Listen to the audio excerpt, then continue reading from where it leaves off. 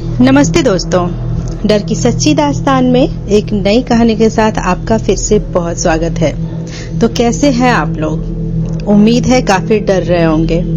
तो चलिए आज की डरावनी कहानी में आगे बढ़ते हुए मैं आपको एक डायन की कहानी सुनाती हूँ जो काफी डरावनी है। अपना अनुभव हमें कमेंट में जरूर शेयर करें और मेरे चैनल को सब्सक्राइब भी करें। तो कहानी में आगे बढ़ते हुए मैं बताती हूँ। माधोपुर नाम का एक गांव था। उस गांव में अजय अपनी पत्नी पार्वती के साथ रहता था। अजय सरकारी नौकरी करता था। एक दिन की बात है, गर्मी का समय था। अजय ऑफिस का काम खत्म करके रोज की तरह ऑफिस से घर वापस आ रहा था। रास्ते में एक बाजार पड़ता था, तो उसने सोचा कि घर जाते जाते कुछ सब्जी ले चलूं। तो उसे वहां खूब सारी ताजी ताजी मछलियां दिखी और उसे खरीद लिया। इसके अलावा और कुछ सामान लेने लगा। सामान लेते लेते उससे समय का पता ही नहीं चला। काफी अंधेरा हो चुका था। घर थोड़ा दूर था, तो वह सोचा कि सीधे सीधे रास्ते से जाने से अच्छा होगा जंगल के रास्ते निकल जाऊं, ताकि घर जल्दी पहुंच सकूंगा। वह जंगल की ओर अपनी गाड़ी घुमा लिया। काफी अंधेरा हो चुका था। अजय तेज गति से गाड़ी चला रहा था। थोड़ी देर बाद उसके गाड़ी के सामने एक औरत आ गई और उसने झटके से ब्रेक मारा और गाड़ी रुक गई। अजय उस औरत को देखा।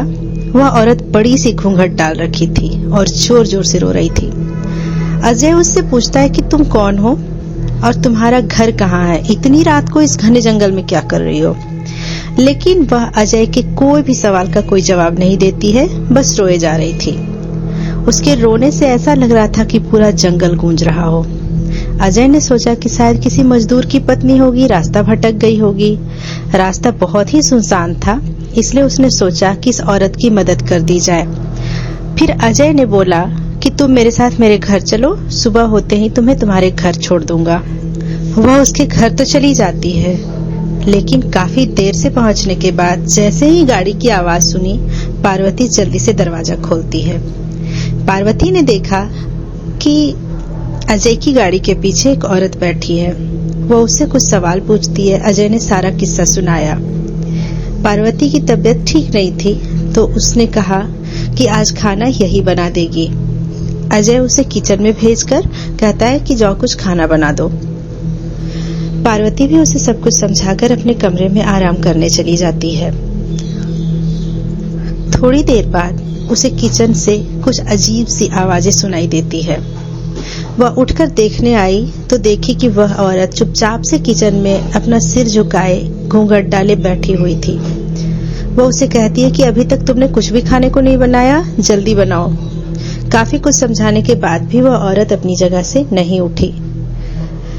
पार्वती फिर अपने कमरे में चली गई।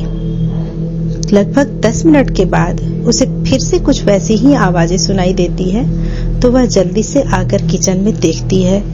जो किचन में वह देखती है, उसके पैर के नीचे से जमीन खिसक जाता है। काफी डरावना सीन था। पार्वती ने देखा कि वह औरत किचन में पैर फैलाए बैठी थी और अजय ने जो ताजी मछलियां लाई थी उसे वह खाए जा रही थी।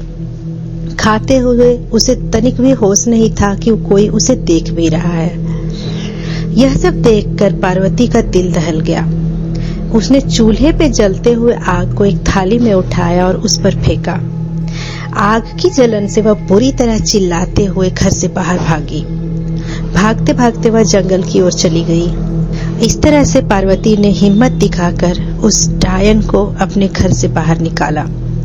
तो कैसी लगी ये डरावनी कहानी? अपने अनुभव मुझसे जरूर शेयर करें। मुझे आपके कमेंट का इंतजार रहेगा और मेरे चैनल को भी सब्सक्राइब करें। तो फिर मिलते हैं एक नई कहानी में। तब तक अपना ख्याल रखें। धन्यवाद।